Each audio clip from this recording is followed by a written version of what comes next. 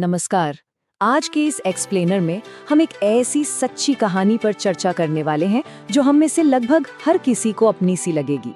ये कहानी खासकर स्टूडेंट्स की डिजिटल आदतों पर एक आई ओपनर और एक बहुत ही जरूरी ट्यूटोरियल होने वाली है। आज हम पूजा नाम की एक बेहद मेहनती स्टूडेंट की सच्ची कहानी को समझेंगे और देखेंगे कि कैसे एक छोटी सी लापरवाही, एक छोटे से डिस्ट्रैक्शन ने उसके सबसे बड़े सपने को उससे छीन लिया।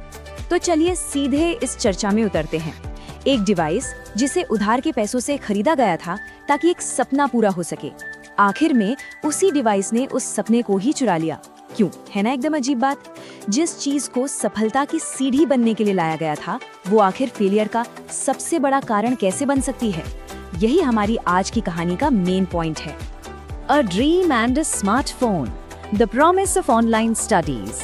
आइए कहानी के शुरुआती हिस्से को देखते हैं। तो बात पूजा की है।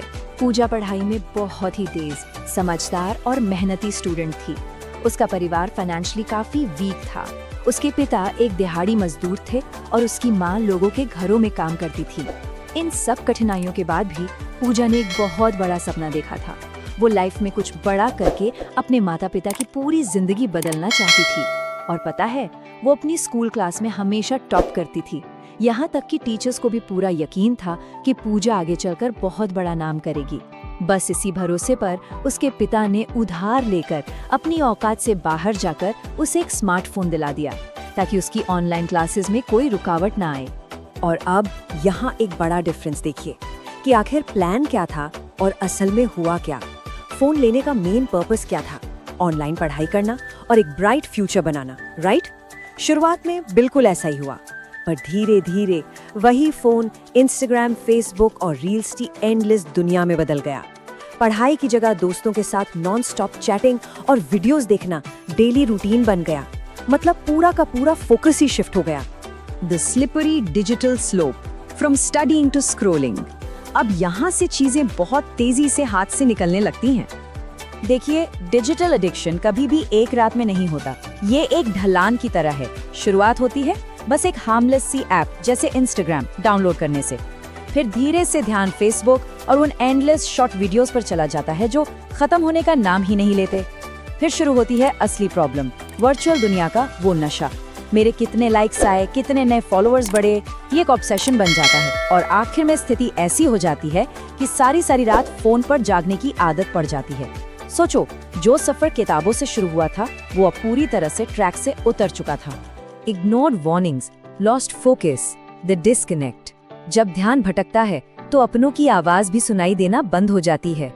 जरा एक पल रुककर इन शब्दों को महसूस कीजिए। बेटी, फोन थोड़ा कम चलाओ, अपनी पढ़ाई पर ध्यान दो। ये बस कुछ शब्द नहीं थे, ये पूजा की माँ की अनसुनी पुकार थी। माँ लगातार वार्निंग दे रही थी, समझा रही थी, क्योंकि उन्हें अपने बच्चे का फोकस भटकता हुआ साफ दिख रहा था।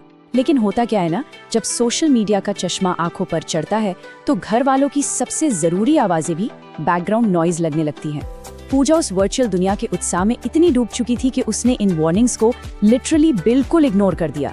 चलिए अब इस पूरी टाइमलाइन को देखते हैं। एक ब्रिलियंट स्टूडेंट की जिंदगी कितनी तेजी से बदली, ये वाकई डरा देने वाला है। पहले एक हमेशा टॉप आने वाली स्टूडेंट, फिर हाथ में एक नया स्मार्टफोन आता है। उसके बाद क्या होता है? एंडलेस स्क्रॉलिंग की शुरुआत। रात भर जागने की आदत पड़ जाती है, जिसका नतीजा ये निकलता है कि सुबह की ऑनलाइन क्लास में नींद ही नहीं खुलती। फोकस तो जैसे खत्म ही हो गया था। और अंत में वही टॉपर स्टूडेंट अपने मेन एग्जाम में फेल हो जाती है। The crushing reality, the results day. ये वो दिन था जब सपने और रियलिटी का आमना सामना हुआ। अभी तो बहुत टाइम है। ये एक ऐसी गलत सोच है जिसने न जाने कितने स्टूडेंट्स का करियर खराब किया है। पूजा का भी यही माइंडसेट था। जब हम स्क्रॉल कर रहे होते हैं ना, तो वक्त कब हाथ से निकल जाता है इसका अंदाजा ही नहीं लगता। पढ़ाई कभी भी कवर की जा सकती है, ये सिर्फ एक भ्रम है, एक इल्यूजन है, क्योंकि वक्त का पहिया किसी के एक और रील देखने के लिए नहीं रुकता।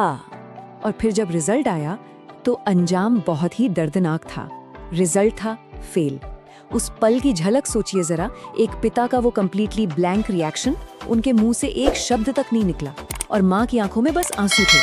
उन्होंने जिस मेहनत और उम्मीद से पैसे उधार लेकर वो फोन दिलाया था, वो सारी उम्मीदें एक झटके में टूट चुकी थी।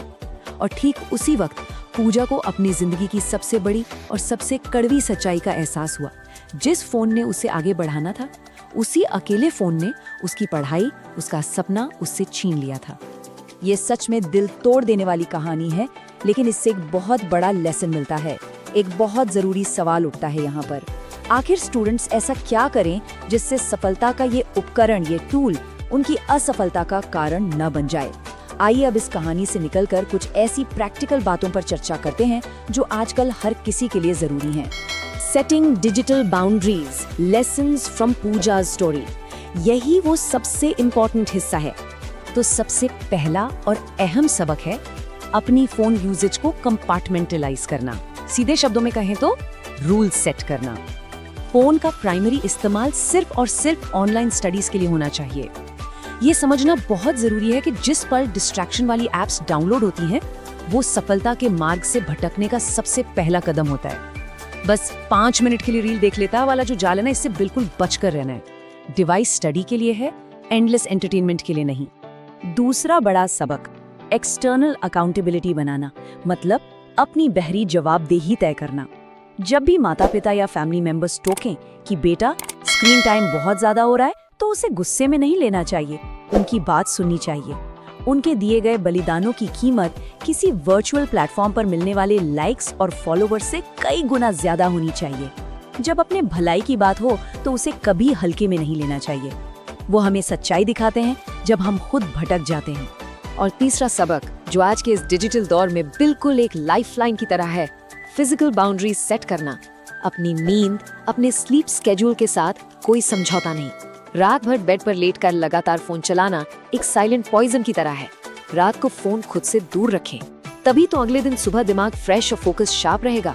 लेट नाइट स्क्रोलिंग के चक्कर में सुबह की क्लास का कंसंट्रेशन कुर्बान करना किसी भी तरह से सेंसिबल बात नहीं है।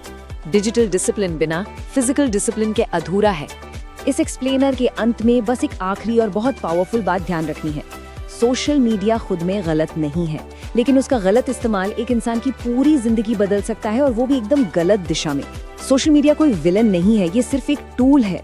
सही हाथों में ये जानकारी का खजाना है, पर अगर कंट्रोल ना हो तो ये एक ऐसी भूल भुलैया है जहां से निकलना मुश्किल हो जाता है।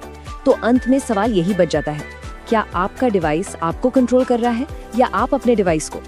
फैसला एक स्क्रीन को नहीं, खुद इंसान को करना चाहिए। आज यही चुनना है कि अपने फोन को सफलता की वजह बनाना है या असफलता की। जवाब हम सबके अंदर ही है।